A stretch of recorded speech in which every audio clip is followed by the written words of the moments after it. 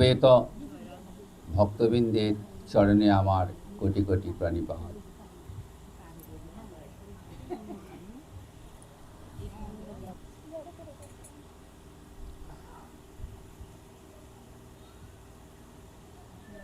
ষাট হাজার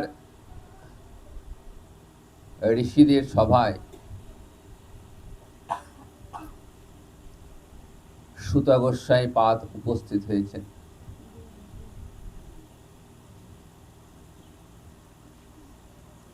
ঋষিদের সামনে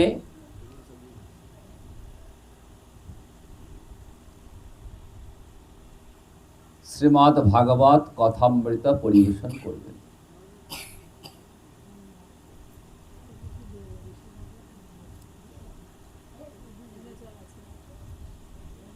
এই সুত গোস্বাই পাদ ছিলেন রোমহর্ষণ ঋষির পুত্র।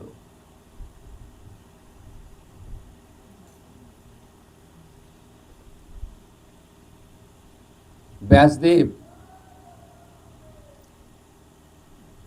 পুরাণ গ্রন্থ সমূহ রচনা করে রোমহর্ষণ ঋষির হাতে অর্পণ করেন। এই রোমহর্ষণ ঋষি পুরাণ গ্রন্থাদি পাঠ করতেন। তারই পুত্র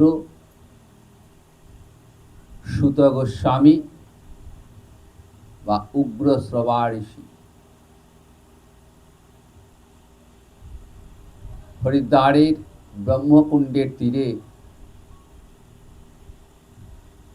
7 দিন ধরে যখন ভাগবত কথা অনুষ্ঠিত হচ্ছিল, সেই সভাতে সুত গোস্বামী উপস্থিত ছিলেন। শুকদেবের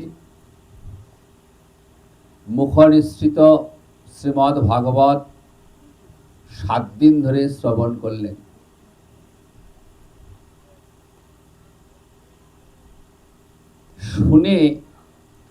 শুনে মনে রাখলেন।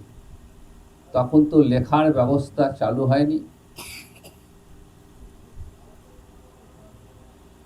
তাই গুরু মুখ নিঃসৃত শ্রীমদ্ ভাগবত 7 দিন ধরে শ্রবণ করলেন। কেমন করে না, যখন তিনি হরিকথা শ্রবণ করতেন তখন এই ঋষির কান দুটো খাড়া থাকত।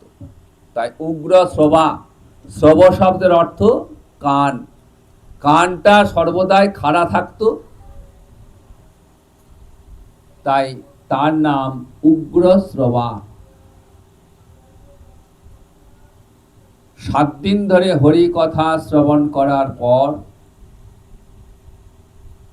ভাগবতের দ্বিতীয় আসর নৈমিষারণ্যে অনুষ্ঠিত হয়েছে। সেই আসরে সুত গোস্বামী এসেছেন। ঋষিদের মুখপাত্র শৌনক ঋষি।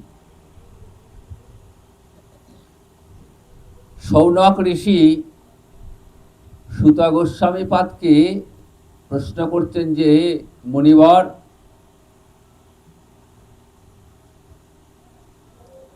আপনি কৃপা করে বলুন যে আসন্ন কলিযুগে জীবের আত্যন্তিক মঙ্গল কিসে হবে? তখন সুত গোস্বামী বলছেন, সবই পুংসাঙ্গ পরধর্ম যত ভক্তি অদক্ষ খাজে অহৈতুক্য অপ্রতিহতা জয়া আত্মা সুপ্রসিদ্ধ।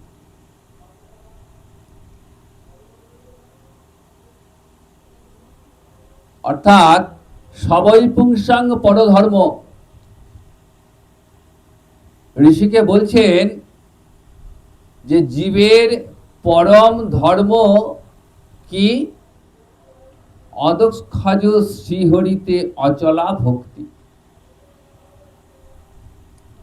অদক্ষজ মানে যিনি ইন্দ্রিয় জ্ঞানের অতীত,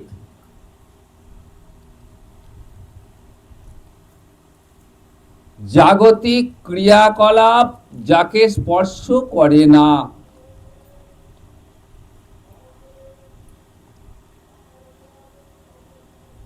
তিনি সমস্ত ইন্দ্রিয়ের অতীত।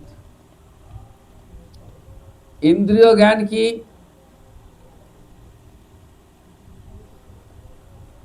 চোখের দ্বারা রূপের জ্ঞান, কর্ণের দ্বারা শব্দের জ্ঞান, জিহ্বার দ্বারা রসের জ্ঞান, নাসিকার দ্বারা গন্ধের জ্ঞান, ত্বকের দ্বারা স্পর্শের জ্ঞান।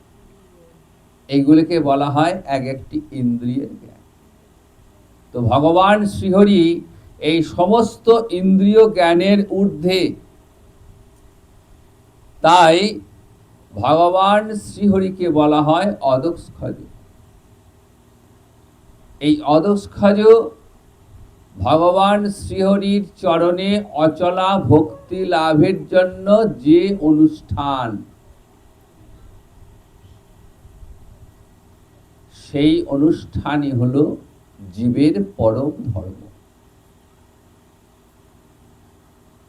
ভগবানকে পাওয়ার জন্য নানা রকমের সাধনা রয়েছে।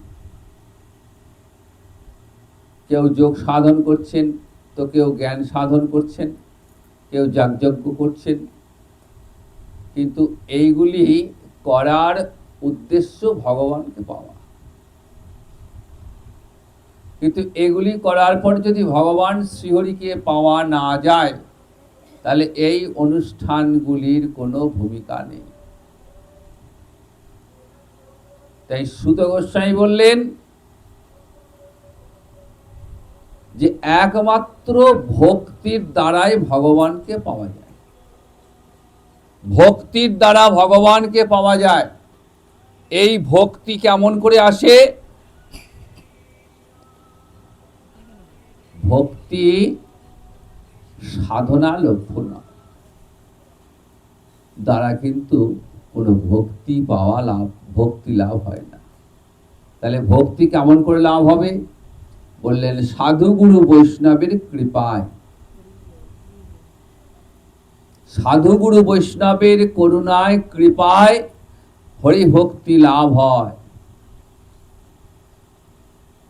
শ্রীমদ্ ভাগবতে আমরা দেখি ধ্রুবের কথা রয়েছে, নারদের কথা রয়েছে, প্রহ্লাদের কথা রয়েছে, মহারাজ অম্বরীশের কথা রয়েছে। কেন বলা হয়েছে এদের কথা?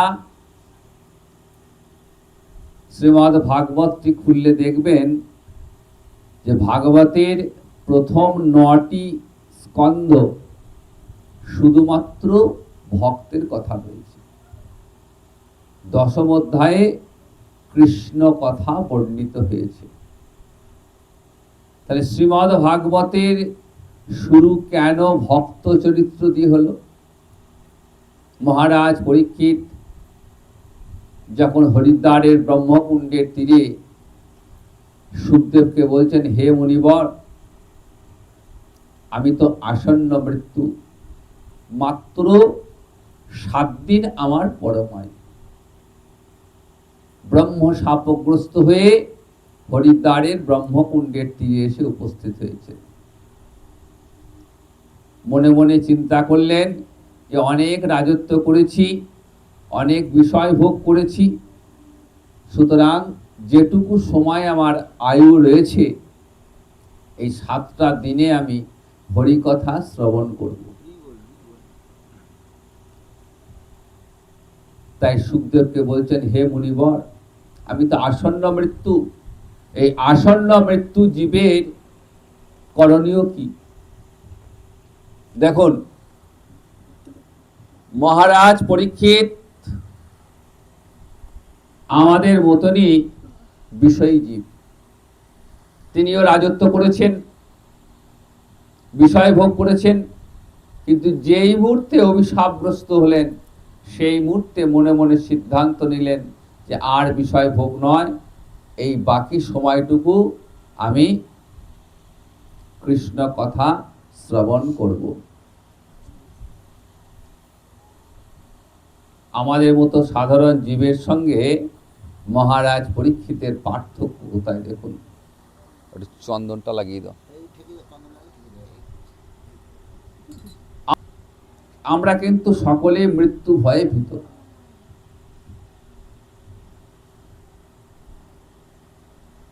আমাদের অন্তরে সর্বদাই ভয় যে যদি মৃত্যু আসে তাহলে আর তো বিষয় ভোগ হবে না। সেই সকলের কথা চিন্তা একবারও কিন্তু জিহ্বায় হরিনাম উচ্চারিত হয় না। কিন্তু মহারাজ পরীক্ষিত তিনি কিন্তু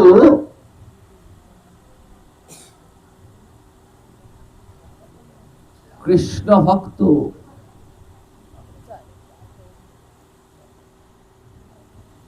কারণ তিনি যখন গর্ভে ছিলেন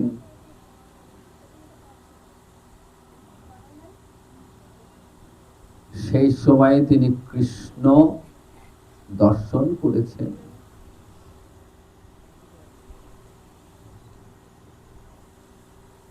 মাতৃগর্ভে মহারাজ পরীক্ষিত কৃষ্ণ দর্শন করেছেন। মা উত্তরার গর্ভে যখন রয়েছেন তখন অশ্বত্থামা ব্রহ্মাস্ত্র নিক্ষেপ করেছেন। কারণ অশ্বত্থামাকে পঞ্চপাণ্ডব অপমান করেছিলেন। কেন করেছিলেন? না, অশ্বত্থামা কৌরব পক্ষে ছিলেন।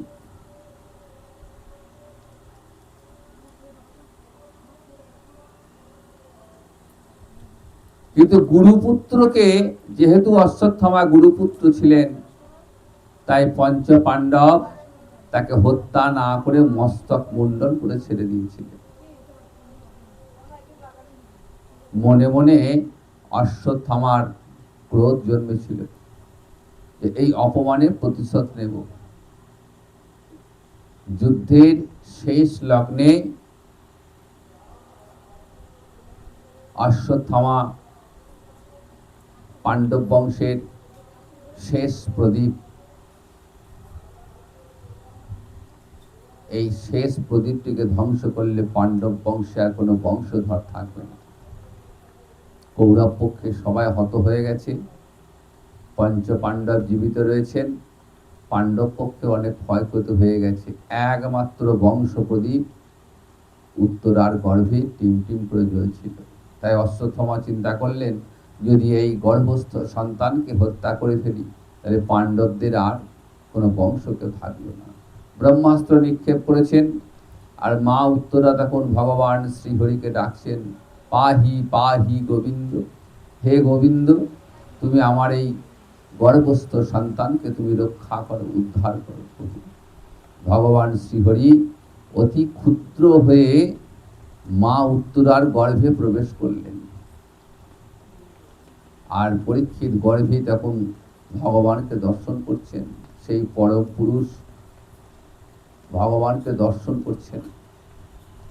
ভূমিষ্ঠ হওয়ার পরেও সেই পুরুষকে সন্ধান করছেন। মনে মনে ভাবছেন, কোথায় গেল? গর্ভে যাকে দেখলাম সেই পরম পুরুষটিকে দেখতে পাচ্ছি না তো, তিনি কোথায়?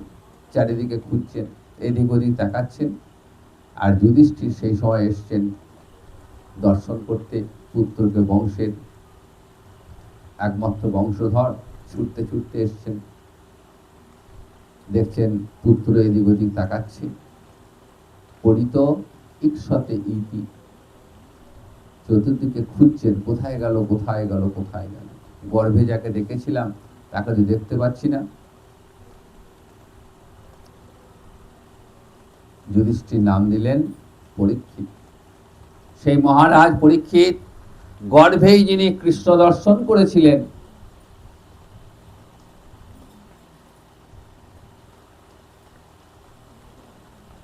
সুতরাং তিনি তো কৃষ্ণ ভক্ত হবেনই, এ বিষয়ে সন্দেহ নেই।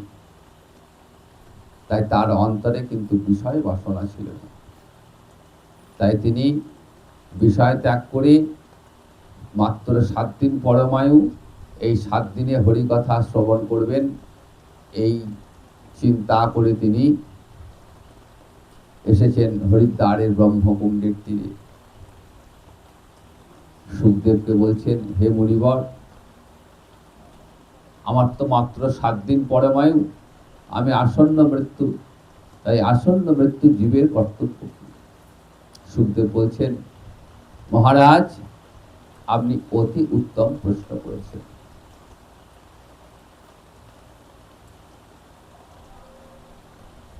এই জগতের প্রত্যেকটা জীবই আসন্ন মৃত্যু।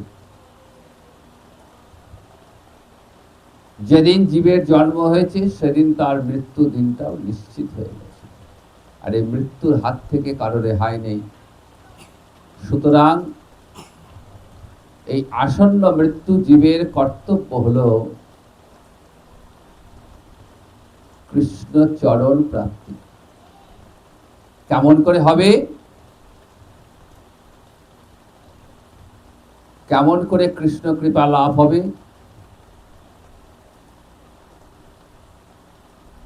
একমাত্র সাধু গুরু বৈষ্ণবের কৃপাতে। সাধু মুখে, মহৎ মুখে হরি কথামৃত শ্রবণ করতে হবে। এই শ্রবণটা হলো ভক্তির একটি অঙ্গ।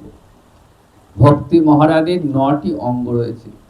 শ্রবণং কীর্তনং বিষ্ণু শরণং পাদ সেবনং বন্দনং দাস্যং অর্চনং বন্দনং দাস্যং সক্ষম আত্মনিবেদনং। শ্রবণ, কীর্তন আদি 9টি অঙ্গ রয়েছে। যে কোনো একটা অঙ্গ যাজন করলেই হরি ভক্তি লাভ হয়। প্রথম যে অঙ্গ তার নাম শ্রবণাঙ্গ। শ্রবণ, হরিকথা শ্রবণ করতে হবে। কেমন করে শুনতে হবে? যেমন করে মহারাজ পরীক্ষিত শ্রবণ করেছেন। 7 দিন আহার নিদ্রা ত্যাগ করে জল পর্যন্ত স্পর্শ করলেন না। শ্রবণ মানে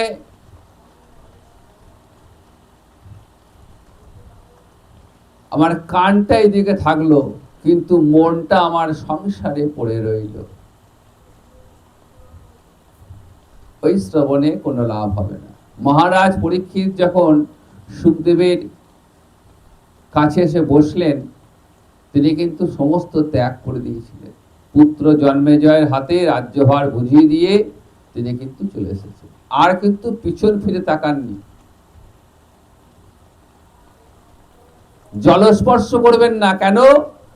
না, জলের জন্যই তার এই পরিণতি। মহারাজ পরীক্ষিত ভারতবর্ষের সম্রাট,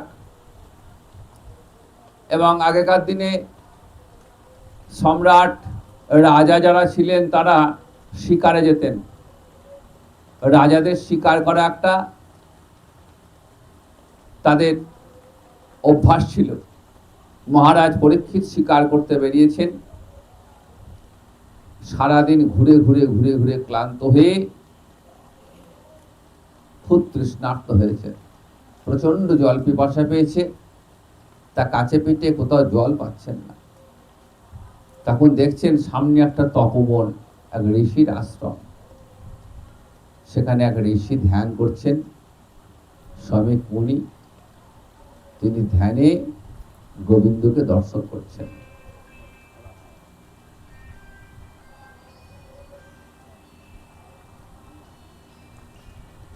তো মনে মনে চিন্তা করলেন যে ঋষির কাছে আমি একটু জল চাই। ঋষির কাছে গিয়ে বলছেন, মধ্যং দলং জলং দেহি। হে ঋষিবর, আমাকে একটু জল দিন, আমি খুব তৃষ্ণার্ত। ঋষি কিন্তু কানে শুনতেই পারেন, কারণ তিনি তখন কৃষ্ণ ধ্যানে মগ্ন। বাইরে জাগতিক কোনো কিছুর সঙ্গে তার সম্পর্ক নেই। কিন্তু মহারাজ পরীক্ষিত ভাবলেন যে আমি ভারতবর্ষের সম্রাট, আমাকে সবাই এক ডাকে চেনে, আর জেনে শুনে ঋষি অপমান করলেন। ইচ্ছা করে না শোনার ভান করে বসে রয়েছেন। রাগে ক্রোধে পাশে একটা মৃত সর্প পড়েছিল, সেই সর্পটিকে তীরের ফলা দিয়ে তুলে ঋষির গলায় পরিয়ে দিলেন। ঋষির কিন্তু কোনো অনুভূতি নেই। ঋষি জানতেই পারলেন না যে মহারাজ পরীক্ষিত এসেছেন, তিনি জল চেয়েছেন, জল পাননি বলে মৃত সর্প গলায় পরিয়ে ঝুলিয়ে দিয়েছেন। এত কিছু ঘটনা ঘটে গেল, ঋষি কিন্তু ধ্যানে গোবিন্দকে দর্শন করছেন। কিন্তু ঋষি পুত্র ঋষি সিংহী 8 বছর বয়স, ঋষির পুত্র তো, তারও অসাধারণ ব্রহ্মতেজ। তিনি কিন্তু জানতে পারলেন যে তার পিতাকে অপমান করেছে। তিনি সঙ্গে সঙ্গে ক্রুদ্ধ হয়ে অভিশাপ দিয়ে বসলেন। কি বললেন? যে আমার পিতাকে যে অপমান করেছে, আজ থেকে 7 দিনের মধ্যে তক্ষক দংশনে তার মৃত্যু হয়। ক্রোধের পরিণাম কি দেখুন। মহারাজ পরীক্ষিত তিনি ক্রোধের বশে ঋষিকে অপমান করলেন। আবার ঋষিপুত্র তিনিও ক্রোধের বশে এমন অভিশাপ দিলেন। কি অভিশাপ দিলেন? ব্রহ্মশাপ দিয়ে দিলেন, মৃত্যু, যেখান থেকে ফিরে আসা কোনো রাস্তা নেই। কিন্তু সে তো বালক, তিনি ক্রোধ সংবরণ করতে পারেননি। যখন পিতা শুনলেন যে পুত্র শৃঙ্গী এই অভিশাপ দিয়েছে, খুব দুঃখ পেলেন। বললেন, পুত্র তুমি এমন কাজ কেন করলে বাবা? মহারাজ পরীক্ষিত তিনি হয়তো ক্রোধের বশে এমন কাজ করেছেন, ঠিক কথায়, কিন্তু তিনি আছেন বলেই কলি এখনো পর্যন্ত প্রবেশ করতে পারেনি। তিনি ভারতবর্ষের সম্রাট, তিনি যে সম্রাট নন, তিনি মহারাজ যুধিষ্ঠিরের পৌত্র, পাণ্ডব বংশের মহান ব্যক্তি, তিনি কৃষ্ণ ভক্ত। কিন্তু ব্রহ্মশাপ তো ফেরাবার নয়। মহারাজ পরীক্ষিত যখন শুনলেন, তিনি কিন্তু এতটুকু বিচলিত হলেন না। সাধারণ মানুষ, আমাদের মতো সাধারণ মানুষ যখন কোনো অভিশাপ, সামান্য অভিশাপ শুনলে ভয়ে অস্থির হয়ে যায়, আর মহারাজ পরীক্ষিত ব্রহ্মশাপগ্রস্ত, মৃত্যুটা নিশ্চিত জেনে গেছেন। আমরা কেউ জানি না আমাদের কবে মৃত্যু হবে, কিন্তু নিশ্চিত এটা জানি। কিন্তু জানার পরে কি অনুভূতি হবে? মহারাজ পরীক্ষিত নিশ্চিত জেনে গেলেন আর 7 দিন আয়ু। এতটুকু বিচলিত হলেন না। কেন না? তিনি হলেন কৃষ্ণ ভক্ত। কৃষ্ণ ভক্তের এমনই গুণ যে কৃষ্ণ ভক্ত কখনো মৃত্যু ভয়ে ভীত হয় না। যতই জীবনে ঝড় ঝঞ্ঝা বিপদ আসুক কেন, ভক্তেও গোবিন্দ চরণে নিজেকে সমর্পিত করে দেন। হে গোবিন্দ, আমি তোমার চরণে নিজেকে সমর্পণ করে দিয়েছি, তুমি যা করবার তাই করবে। রাখবার হলে তুমিই রাখবে, আর নেবার হলে তুমিই নেবে। এই যে গোবিন্দ চরণে আত্মসমর্পণ, এই আত্মসমর্পণটাই হচ্ছে ভক্তের লক্ষণ। যিনি কৃষ্ণ ভক্ত হবেন, তিনি গোবিন্দ চরণে নিজেকে আত্মসমর্পণ করে দেবেন। সর্বধর্মান পরিত্যজ্য মাম একং শরণং ব্রজ।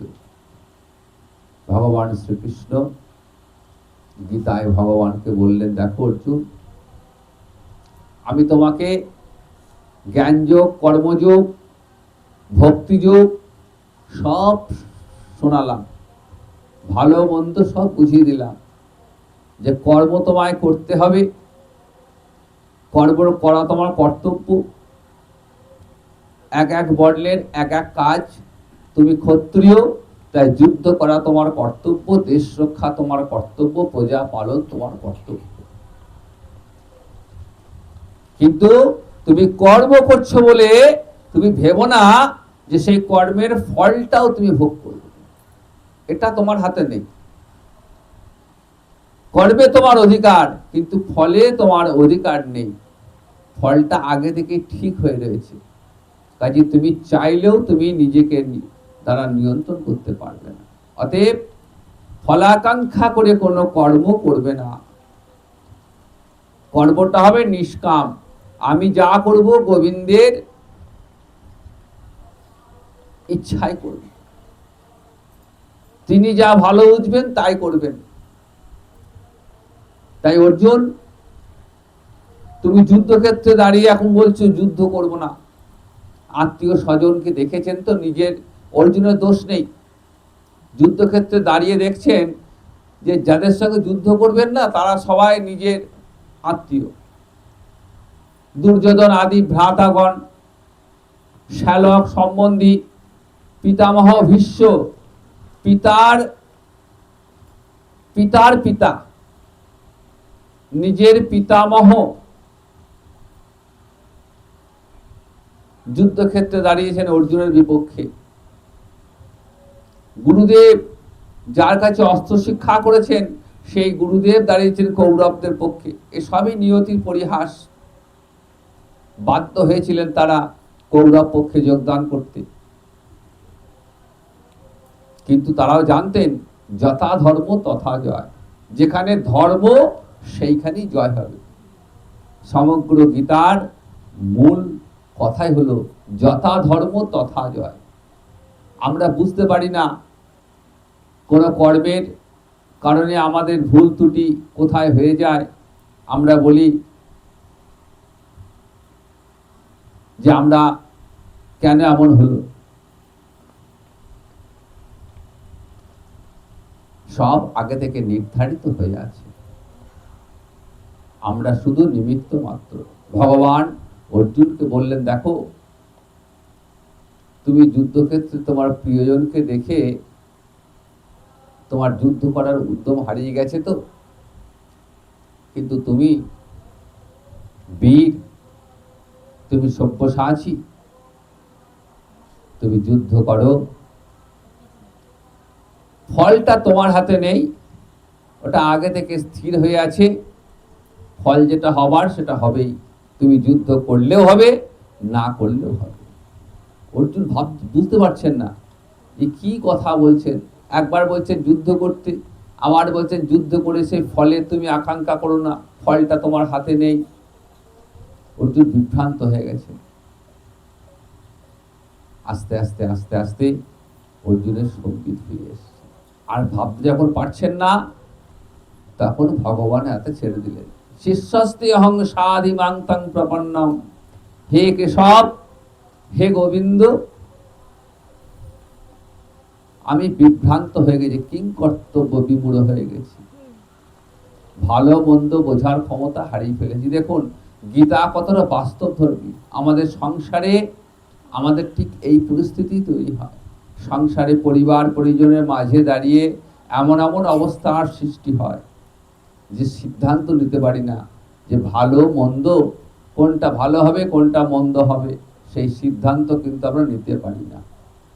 অর্জুনও সেই একই অবস্থার মধ্যে পড়েছে। যুদ্ধ করবেন, ভাবছেন যুদ্ধ করলে আমার প্রিয়জন এরা সব নিহত হবে, তাদের রক্তমাখা সম্পদ আমি ভোগ করব, স্ত্রীরা বৈধব্য যন্ত্রণা ভোগ করবে, তারা এই সব কিছু যেন আমাকে অভিসম্পাত করবে, বংশে বর্ণ সংকর উৎপন্ন হবে, স্ত্রীরা ব্যভিচারিণী হবে, আর সব কিছুর জন্য বলবে অর্জুন তুমি দায়ী।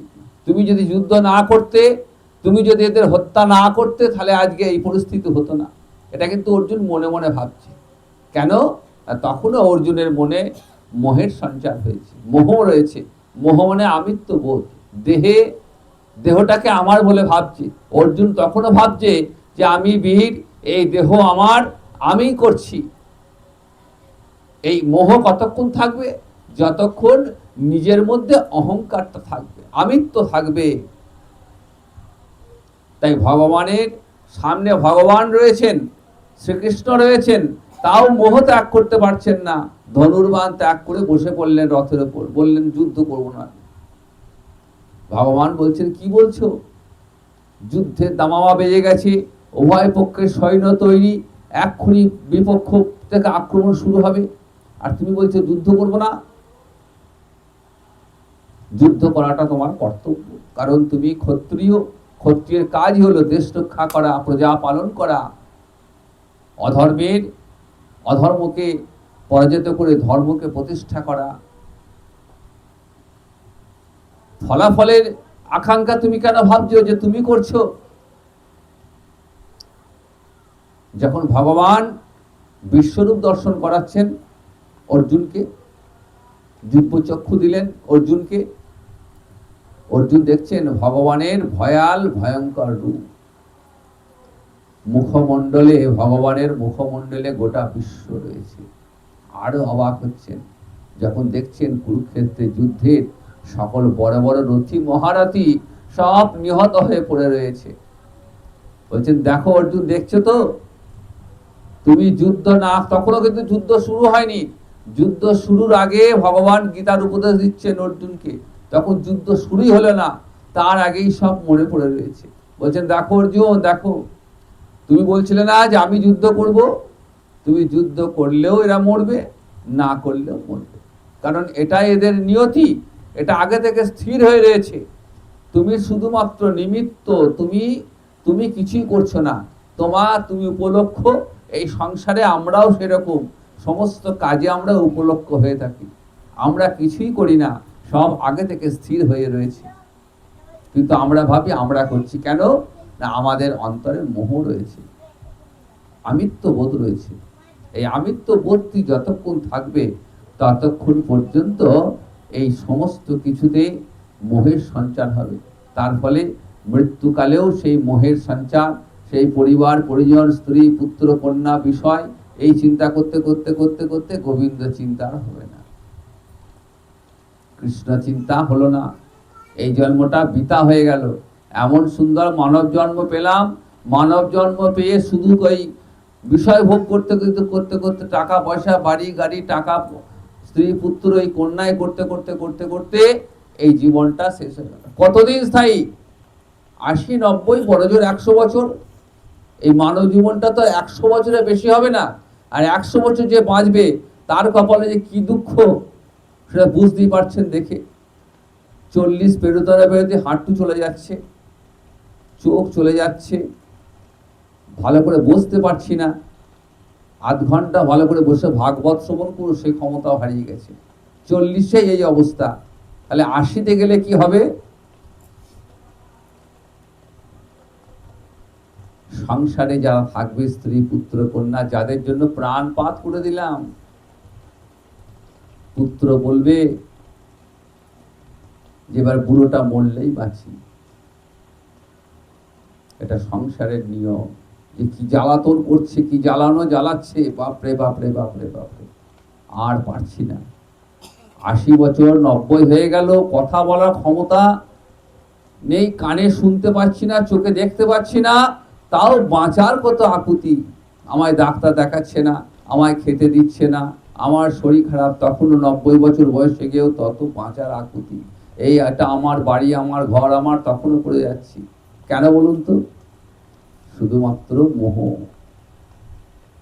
গোবিন্দ চরণে ভক্তি নেই, কৃষ্ণ ভক্তি নেই, তাই শুধু বিষয় ভোগ আকাঙ্ক্ষা। ফল কি হবে? ওই দেহটা তো চলে গেল, সংসারে স্ত্রী পুত্র কন্যা ছেলের বউ সবারই লাথি ঝাঁটা খেতে খেতে খেতে খেতে দেহটা চলে গেল। দিয়ে কি হলো? দেহটা আগুনে পুড়ে গেল, পঞ্চভূতের শরীর পঞ্চভূতে বিলীন হয়ে গেল। আর দেহের মধ্যে যে দেহিটা রয়েছে, আত্মা রয়েছেন, যার জন্য চেতনা, দেহের মধ্যে দেহি আছেন, আত্মা পরমাত্মা রয়েছেন। পরমাত্মা অতি ক্ষুদ্র রূপে জীবাত্মা হয়ে আমাদের মধ্যে রয়েছেন বলি আমরা চেতন। আমরা ভাবছি যে এই দেহটা আমার, কত অহংকার, কত আস্ফালন, কত প্রতারণা। সামান্য একটু সুখের জন্য, কিন্তু যে সুখটা স্থায়ী নয়, সেই সুখটাকে পাওয়ার জন্য আমাদের কত আকুতি, কত অন্যায় করি জীবনে।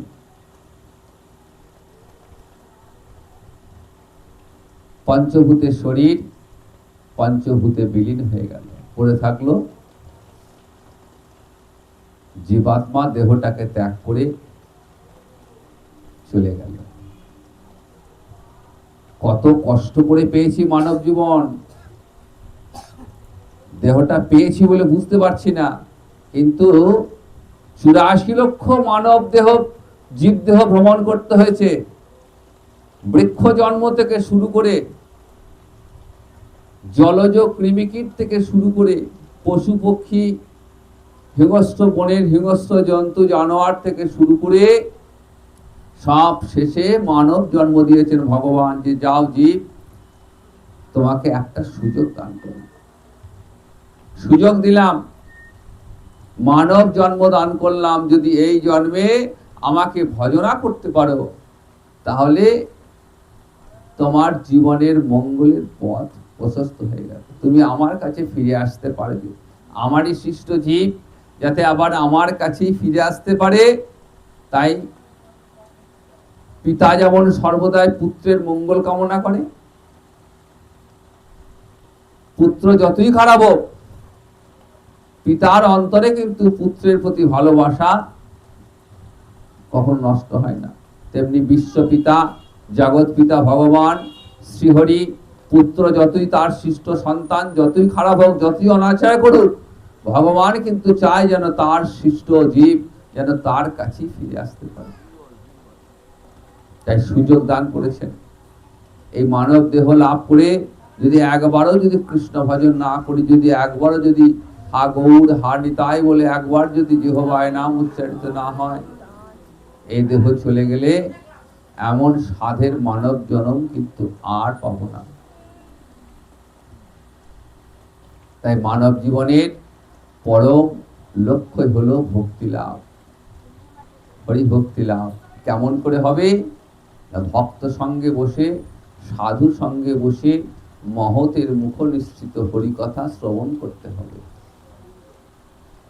হরিকথা শ্রবণে কি হয়? জীবের মোহ, ভয়, শোক এগুলো চিরকালের জন্য দূরীভূত হয়ে যায়। শোকও থাকবে না, মোহও থাকবে না, ভয়ও থাকবে না, মৃত্যু ভয় থাকবে না, কারোর জন্য শোক থাকবে না,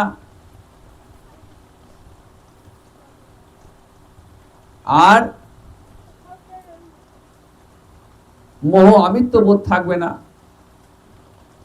ছয় গোস্বামী, জয়রূপ সনাতন ভট্ট রঘুনাথ, শ্রীজীব গোপাল ভট্ট দাস রঘুনাথ, এই ছয় গোস্বামী আমাদের শিখিয়ে গেলেন যে কেমন করে ভজন করতে হয়।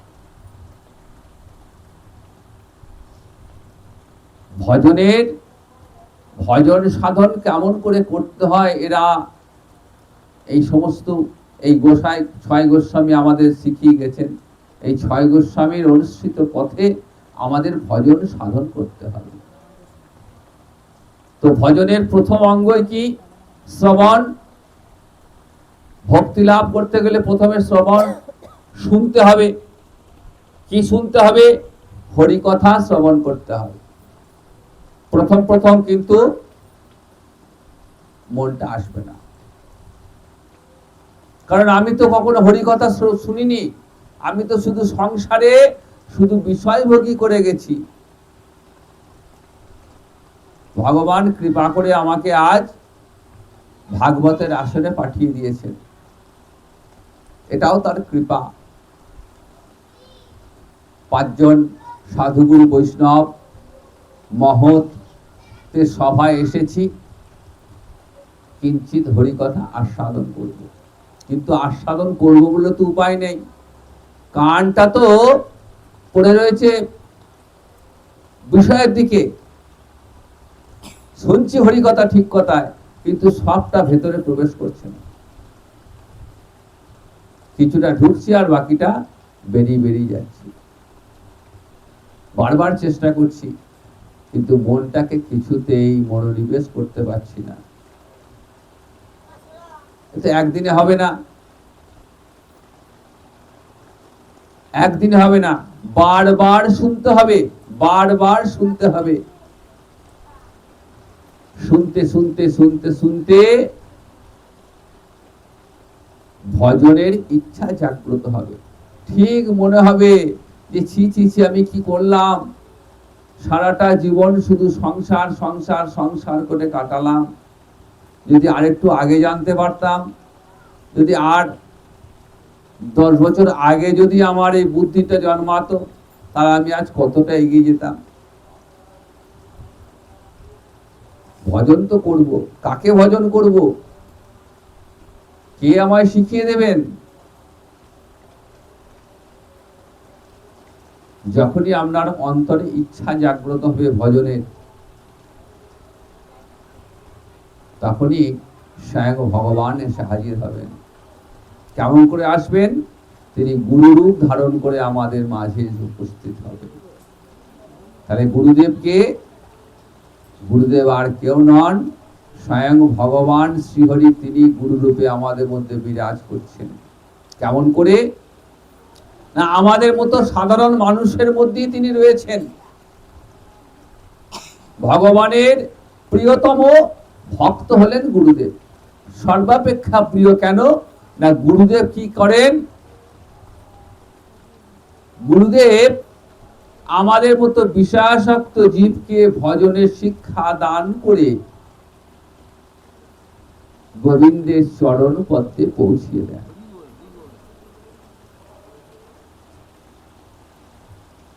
গৌরলীলায় নিতাই গৌরের চরণ পৌঁছে দেন, আর ব্রজলীলায় রাধা মাধবের চরণ পদ্ম দেখিয়ে দেন। তাই ভগবান গুরুদেবের কাছে চিরকৃতজ্ঞ। বলছেন, গুরুদেব, তোমার জন্য আমি আমার হারানো সন্তানকে ফিরে পেয়েছি। এই মায়ার সংসারে আমার সন্তান হারিয়ে গেছে। ভগবান বলছেন আমারই সন্তান সব, কিন্তু মায়ার এমন প্রভাব, সেই মায়ার প্রভাবে আমার সন্তান এই সংসারে হারিয়ে ফেলে, তার পরিচয়টা হারিয়ে গেছে। সে যে গোবিন্দেরই চরণাশ্রিত, তাকে যে ওইখানেই ফিরতে হবে, এটা সে ভুলে গেছে। তাই বারবার পাক খাচ্ছে সংসারে, একবার আসছে একবার আসছে, যাচ্ছে আসছে যাচ্ছে আসছে, একবার জন্ম একবার মৃত্যু। পুনরপি জননং পুনরপি মরণং পুনরপি জননী জঠরে শয়নং। আচার্য শঙ্কর বলছেন,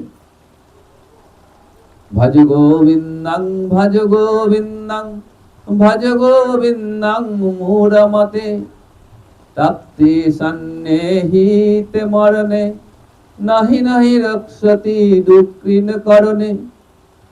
ওহে মূঢ়মতি, যদি ভজন যদি করতে হয়, স্মরণ যদি করতে হয়, তাহলে একমাত্র গোবিন্দকেই ভজন করো। এমন করুণাময় ভগবান জগতে আর দ্বিতীয় নেই। পুতনা ভগবানকে বিষ দিয়েছিল। ভগবান কি দিলেন পুতনাকে? পরম গতি, শ্রেষ্ঠ গতি দান করলেন। ধাত্রীমা, ধাইমা, মায়ের থেকেও যার ভূমিকা বেশি। মা তো জন্ম দান করলেন, কিন্তু সেই সন্তানকে পালন করেন কে? ধাইমা। আগেকার দিনে ধাইমা ছিলেন, মা জন্মদানের পর সন্তানকে জন্ম দিয়ে ধাইমার হাতে ছেড়ে ধাইমায় লালন পালন করে দিচ্ছেন। তাহলে কত বড় ভূমিকা ধাইমায়ের। পুতনাকে বললেন, তুমি কিলিম্বিকা হয়ে গোলকে আমার ধাইমা রূপে থাকবে।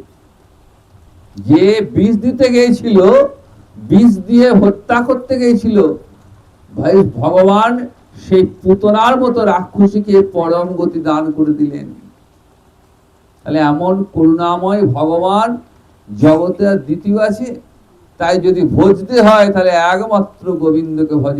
ভজ গোবিন্দং ভজ গোবিন্দং ভজ গোবিন্দং মূঢ়মতি। ওরে মূঢ়মতি, জীব তো মূঢ়মতি।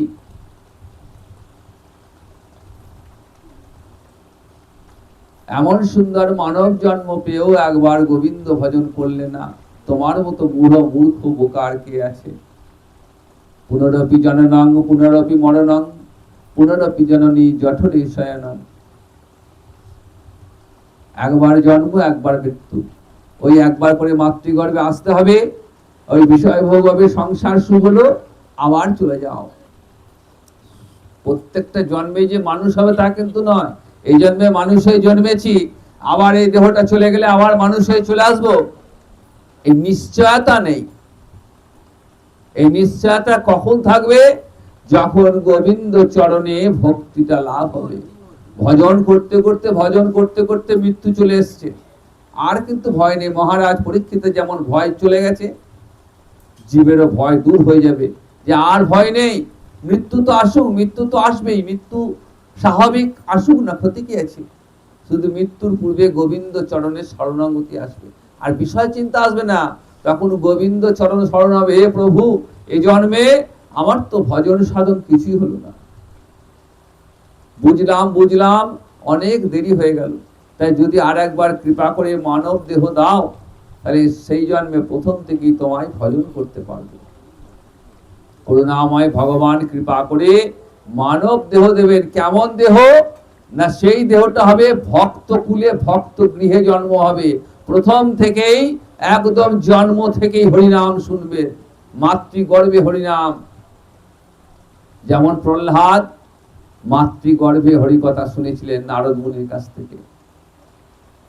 মহারাজ পরীক্ষিত জন্মের পূর্বে গর্ভাবস্থায় ভগবত দর্শন হয়ে গেছিল। এমন কৃপা ভগবান ছাড়া কারো দ্বারা সম্ভব নয়। তিনি কৃপা না করলে কিছুতেই কৃপা হবে না। কোন সাধনের দ্বারা ভগবানকে পাওয়া যাবে না। কিসের দ্বারা পাওয়া যাবে? ভগবানকে পাওয়া যাবে একমাত্র তার কৃপাতেই। ঠিক যেমন সূর্যকে দর্শন করতে হয় সূর্যের আলো দিয়েই। দেখুন, রাতের বেলা আমরা কিন্তু টর্চ জ্বেলে সূর্য দেখতে পাবো না। কেমন করে দেখবো?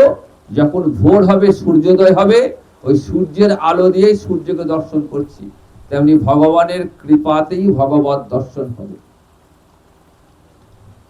কাজেই হরি ভক্তিটাই হচ্ছে মানব জীবনের প্রধান ধর্ম। সবই পুংসাঙ্গ পরধর্ম। এই ভক্তিটা কেমন? অহৈতুক্য। উদাহরণ দিলেন, বললেন ভক্তি অহৈতুক্য, কোনো কিছু পাওয়ার আশা নিয়ে। আমি ভগবানকে ভজনা করছি, ঠাকুরের কাছে বসে বসে আমি চোখের জল ফেলছি, কি বলছি? হে গোবিন্দ, তোমায় নিত্য সেবা দিচ্ছি, তুমি যেন আমার সংসারে একটু শান্তি এনে দাও, যেন আমার পুত্রের ভালো চাকরি হয়, যেন আমার মেয়ের ভালো বিয়ে হয়, যেন আমার ব্যাংকে প্রচুর টাকা হয়, যেন আমার পাথরের বাড়ি হয়, গাড়ি হয়। ভগবানের কাছে বসে বসে বিষয় চাইছি। ভগবান কিন্তু দেবেন, চাইলেই, চাইতেও হবে না, আপনি যা চাইবেন তাই দেবেন। আপনি যদি ভগবানকে 10 টাকা চান, ভগবান আপনাকে 1000 টাকা দেবেন।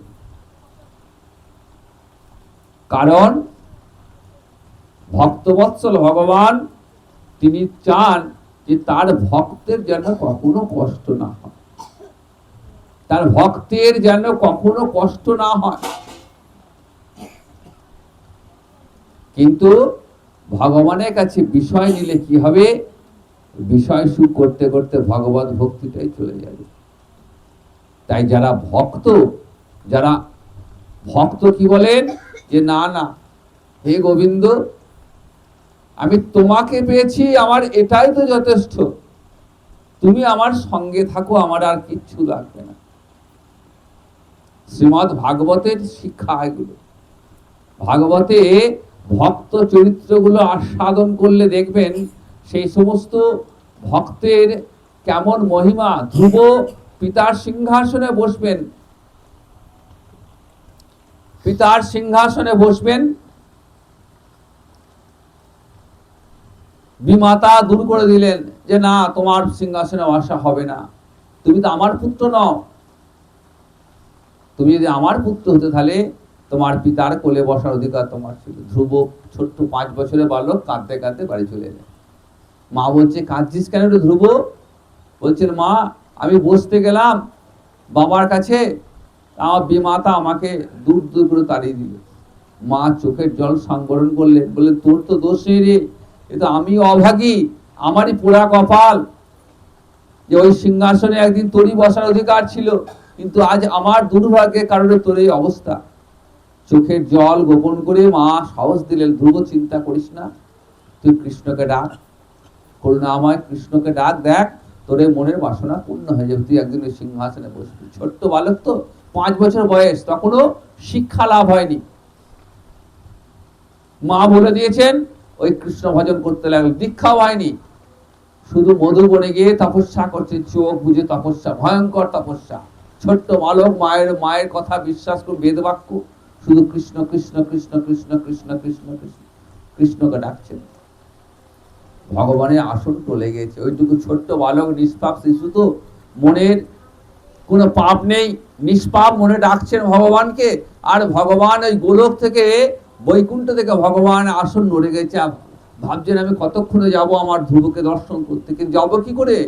ধ্রুবর তো দীক্ষা হয়নি, ও তো দেহটা শুদ্ধ হয়নি, তাহলে কেমন করে আমি যাব? নারদকে বললে, দেখো তো নারদ, ওই ধ্রুবকে একটু দীক্ষা দান করে ধ্রুব দেহটা শুদ্ধ করে দাও। নারদ বললেন, ঠিক আছে। দেখুন, গুরুদেব প্রথমে শিষ্যকে পরীক্ষা করেন যে তার দীক্ষা গ্রহণ করার যোগ্যতা আছে কিনা দেখেন। এসে কি বললেন, ধ্রুব তুমি রাজার ছেলে, তুমি রাজকার্য বাদ দিয়ে তুমি বনে তপস্যা করছো, তুমি যুদ্ধ শেখো, পড়াশোনা শেখো, বড় হও, সংসার করো, এসব কেন করছো? ধ্রুব কিন্তু তার সিদ্ধান্ত অবিচল, বলছেন, না, আমার মা বলে দিয়েছেন আমাকে কৃষ্ণকে ডাকতে, কৃষ্ণ এসে আমার মনের বাসনা পূর্ণ করবে। কিছুতেই পারলেন না তার জায়গা থেকে টলাতে। নারদ খুব খুশি হলেন, গুরুদেব খুশি হলেন। গুরু যদি শিষ্যের ওপর খুশি হন, সন্তুষ্ট হন, তাকে আর পিছন ফিরে তাকাতে হবে না। গুরু কৃপায় সব মেলে।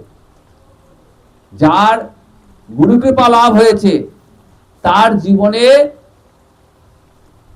মঙ্গলের দরজা চিরকালের জন্য খুলে গেছে।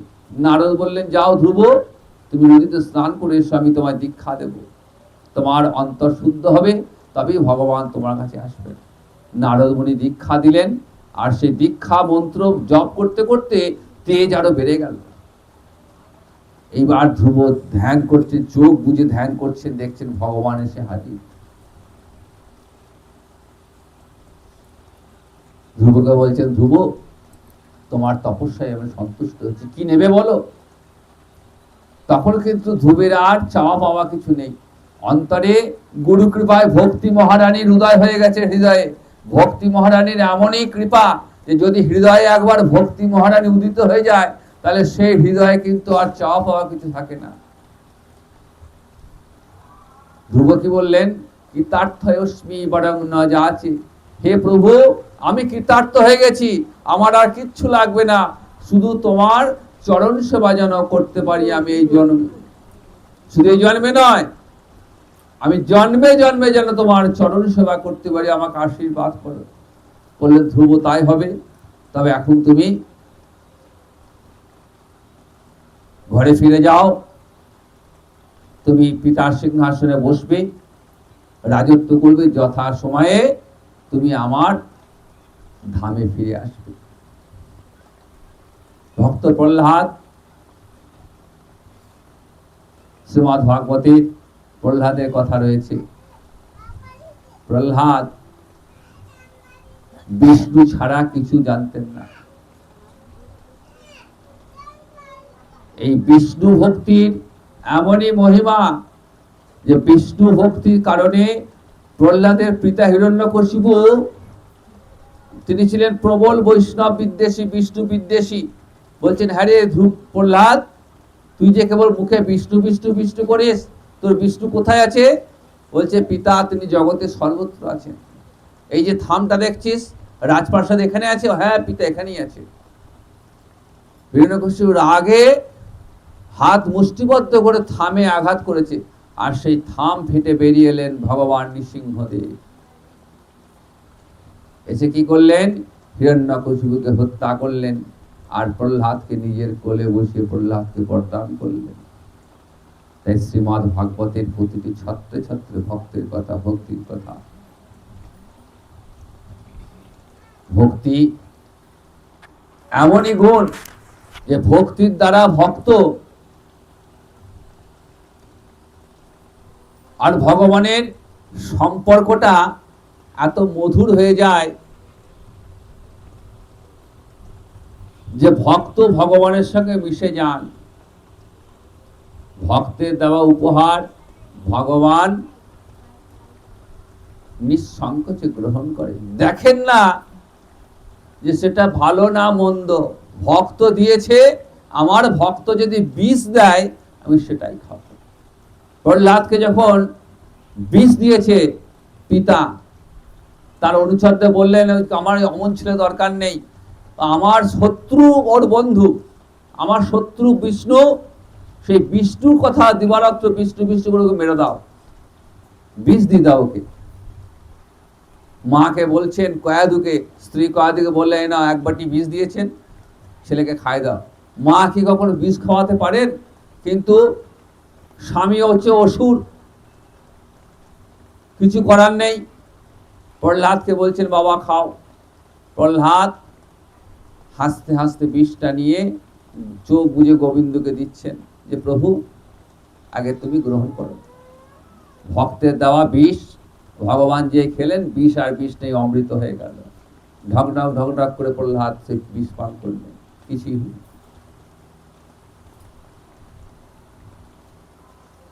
ভগবান কুরুক্ষেত্রে যুদ্ধের পূর্বে দুর্যোধনের ঘরে গেছেন, যাতে যুদ্ধ যাতে না হয়, শান্তি প্রস্তাব নিয়ে। জানছেন শান্তি হবে না, কিন্তু তবু একবার নিয়ম অনুযায়ী শান্তির প্রস্তাব নিয়ে গেছেন। দুর্যোধন একবার ভেবে দেখো, পঞ্চপাণ্ডব 5টা ভাই, এদের 5টা গ্রাম দান করলেই দিয়ে দাও, এ তো ওদেরও প্রাপ্য। তা বেশি না, 5টা গ্রাম দাও, সেই গ্রামের যে রাজস্ব হবে সেই রাজস্ব থেকে ওদের চলে যাবে, ওদের আর বেশি কোনো দাবি নেই। দুর্যোধন তো অহংকারী, ভগবান শ্রীকৃষ্ণকে চিনতে পারলেন না। ভগবান বলছেন আমি যখন নররূপে আসি না, তখন আমার সবাই চিনতে পারে না। তা যারা আমায় চিনতে পারে না তারা দুষ্কৃতিকারী, তারা নরাধম। এই দুর্যোধন হলেন এরকম দুষ্কৃতিকারী। তিনি ভগবানকে সামনে পেয়েও চিনতে পারেননি। বলছে না না না, আমি সব গ্রাম ট্রাম ছাড়তে পারবো না। গ্রাম তো দূরের কথা, আমি বিনা যুদ্ধে নাহি দেব সুচাগ্র বেদিনী, আমি এক ফোঁটা ভূমিও তার ছাড়তে পারবো না। যুদ্ধ করে নিক, আমার অসুবিধা নেই। ভগবান জানলেন যে যুদ্ধ অবশ্যম্ভাবী, চলে আসছেন। দুর্যোধন বলছেন বন্ধু, ভগবানকে বন্ধু বলছেন কারণ ভগবানের স্বরূপ তিনি বুঝতে পারেননি। আজকে আমার গৃহে দুটো ভোজন করে যাও। অহংকার তো, যুবরাজ তিনি, আমার ঘরে রাজভোগ খেয়ে যাও। ভগবান বলছে না, আমার সময় নেই আজকে। ভগবান অভক্তির দেওয়া রাজভোগ গ্রহণ করেন না। কোথায় গেলেন না, রাজপ্রাসাদ থেকে বহু দূরে মহামতি বিদুরের ঘরে গেছেন। বিদুর কৃষ্ণ ভক্ত, আমার ভক্তকে একবার দেখা করে আসি। বিদুর ছিলেন না, বিদুর পত্নী রয়েছেন। বিদুর পত্নীকে গোবিন্দকে দেখে প্রেমে ভালোবাসায় আবেগে আপ্লুত হয়ে পড়েছেন। ভাবছেন আমি কি সেবা দেবো, আমার ঘরে তো কিছুই নেই। দেখছেন যে ঘরের কোলঙ্গাতে এক ছড়া কলা রয়েছে। ভগবানকে সন্তান রূপে ভালোবেসেছেন, তো কোলে বসিয়েছেন গোবিন্দকে, দিয়ে কলা ছাড়াচ্ছেন, শ্বাসটা মাটিতে ফেলে খোসাটাকে দিচ্ছেন গোবিন্দের বদনে, আর ভগবান অম্লান বদনে খোসায় খাচ্ছেন। ভগবান দেখছেন না কি দিচ্ছি আমাকে। প্রেমের এমন মহিমা, ভক্তের প্রেমে ভগবান মাতোয়ারা, আর ভগবানের প্রেমে ভক্ত মাতোয়ারা। কেউ দেখছেন না, যে বিদুর পত্নীও দেখছেন না কি দিচ্ছেন, আর ভগবানও দেখছেন না কি খাচ্ছেন, ওই কলার খোসায় খাচ্ছেন। সুতরাং ভগবানকে ভালোবাসতে জানতে হয়। জানতে হবে কেমন করে ভগবানকে খাওয়াতে হয়, ভালোবাসতে হয়। অচ্যুতম কেশবম কৃষ্ণ দামোদরম রমনারায়ণম জানকী বল্লভম। অচ্যুতম কেশবম কৃষ্ণ দামোদরম রমনারায়ণম জানকী বল্লভম। কেশব নারায়ণ নারায়ণ নারায়ণ, ভজমন নারায়ণ নারায়ণ নারায়ণ।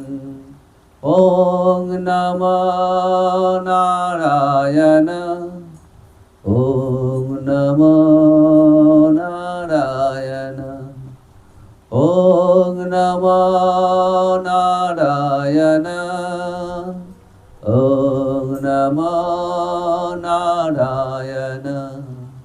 कौन कहता है, कौन कहता है भगवान आता नहीं, कौन कहता है भगवान आता नहीं, मेरा की जैसे हम बुलाते नहीं। দেখুন বলছেন ভগবান আসেন না, যারা অভক্ত তারা বলেন না না ভগবান বলে কিছু নেই, ভগবান আবার কি? কিন্তু ভক্ত বলেন যে না ভগবান আছেন, তিনি ডাকলেই সাড়া দেন, আমরা তাকে ডাকতেই পারি না। কौन कहता है भगवान आता नहीं, मेरा की जैसे हम बुलाता नहीं। कौन कहता है, कौन कहता है भगवान खाता नहीं, कौन कहता है भगवान फिर सगरी के जैसे हम खिलाता नहीं। कौन कहता है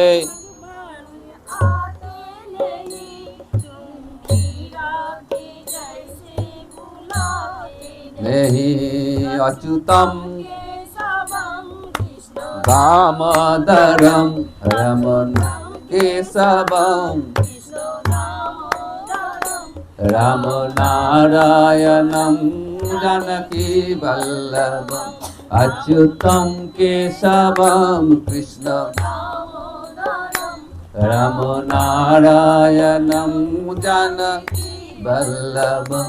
केशव नारायण नारायण नारायण, केशव नारायण नारायण नारायण, भजमन नारायण नारायण नारायण, भजमन नारायण नारायण नारायण। कौन कहता है, कौन कहता है भगवान सोता नहीं, कौन कहता है भगवान सोता नहीं। ভগবান আবার শোয় নাকি? ভগবান সবসময় দাঁড়িয়ে দাঁড়িয়ে থাকেন, অভক্ত বলে ভগবান, কিন্তু ভক্ত বললে না না ভগবান ভগবান ঘুমান। শুধু জানতে হবে কেমন করে ভগবানকে শোয়াতে হয়। মা যশোদা তার গোপালকে শোয়াতেন না, মা যশোদা গোপালকে কোলে নিয়ে ঘুম পাড়াতেন, মা যশোদা স্তন্যপান করাতেন। ভগবানের তো ক্ষুধাই নেই, ভগবানের তো এই আমাদের মানব দেহ তো নয়, তো সেই ভগবানের দেহে আবার ক্ষুধা তৃষ্ণা আছে নাকি? বলছেন হ্যাঁ আছে তো, ভগবান খান তো। ভগবান মা যশোদার ওই যে ভক্তি, ওই ভক্তির ভুখা, ভক্তির ভগবান মায়ের যে অন্তরে যে আকুতি, সেই আকুতি মেটাবার জন্য ভগবান মা যশোদার স্তন্যপান করেছেন। कौन कहता है भगवान सोता नहीं, माँ यशोदा के जैसे सुलाता नहीं। कौन कहता है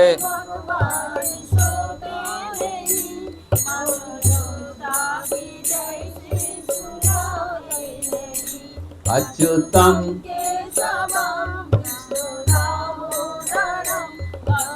कौन कहता है भगवान नाचता नहीं, कौन कहता है भगवान गोपियों की जैसे तुम नाचाते नहीं, गोपियों की। ভগবান নাচেন, ভগবান নৃত্য করেন। রাসের দিনে গোপীদের সঙ্গে ভগবান নৃত্য করেছেন। জানতে হবে কেমন করে ভগবানকে নাচাতে হয়। कौन कहता है भगवान नाचता नहीं,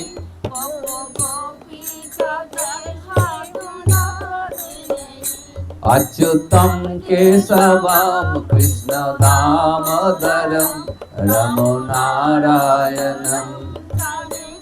वल्लभम, अच्युतम केशवम कृष्ण दामोदरम रमनारायणम वल्लभम, केशव नारायण नारायण नारायण, केशव नारायण नारायण नारायण। ओम नमो नारायण, ओम नमो नारायण, ओम नमो नारायण, ओम नमो नारायण। भगवान শ্রীহরি ভক্ত বৎসল, তিনি ভক্তের অন্তরের বাসনা পূর্ণ করেন। তিনি ভক্ত বাঞ্ছা কল্পতরু, ভক্ত যা চায় তাই পায়, ভক্ত যা চাইবে তাই পাবে। কারণ ভগবান কোন ভক্তের কাছে তার ঋণ রাখেন না। কৃষ্ণকে তুলসী জল দেয় যে জন, তার ঋণ শোধিতে কৃষ্ণ করেন চিন্তা। জল তুলসীর সম নাই কোন ধন, তারে আত্মা বেচি করেন ঋণের শোধন। ভক্ত কি দিয়ে সেবা দেয়? গঙ্গা জল তুলসী পত্র দিয়ে গোবিন্দকে সেবা দেয়। আর এই গঙ্গা জল তুলসী পত্রের এমন গুণ যে ভগবান চিরঋণী হয়ে যান। ভগবান তখন খুঁজতে শুরু করেন যে আমার ঘরে কি আছে, আমার ভক্তকে দিয়ে তার মনটা ভরিয়ে দেবো। খুঁজে খুঁজে দেখছেন ওই গঙ্গা জল তুলসী পত্রের সমান আর কিছুই আমার ঘরে নাই। তাই কি করলেন? তারে আত্মা বেচি করেন ঋণের শোধন। ভক্তকে বললেন আজ থেকে আমি তোমার হয়ে গেলাম। আর ভক্ত বলেন যে প্রভু আমি তো এটাই চেয়েছি, আমার কিচ্ছু লাগবে না, ধন দৌলত লাগবে না, শুধু তুমি আমার হও, যেন জন্মে জন্মে যেন আমি তোমার এই চরণ সেবা করতে পারি। প্রভু মাধব বহুত মিনতি করিত,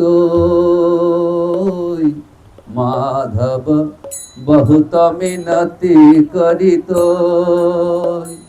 আমি তিল তুলসী দিয়া এ দেহ সমর্পিনু, তিল তুলসী দিয়া এ দেহ সমর্পিনু, দয়া জানি না ছড়বি মোর।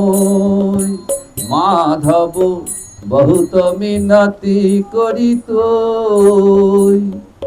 গণাইতে দোষ গুণ লেশ নাহি পাওবি, গণাইতে দোষ গুণ লেশ নাহি পাও, जब तू करबी विचार, तू जगन्नाथ जगते कहायसी, तू जगन्नाथ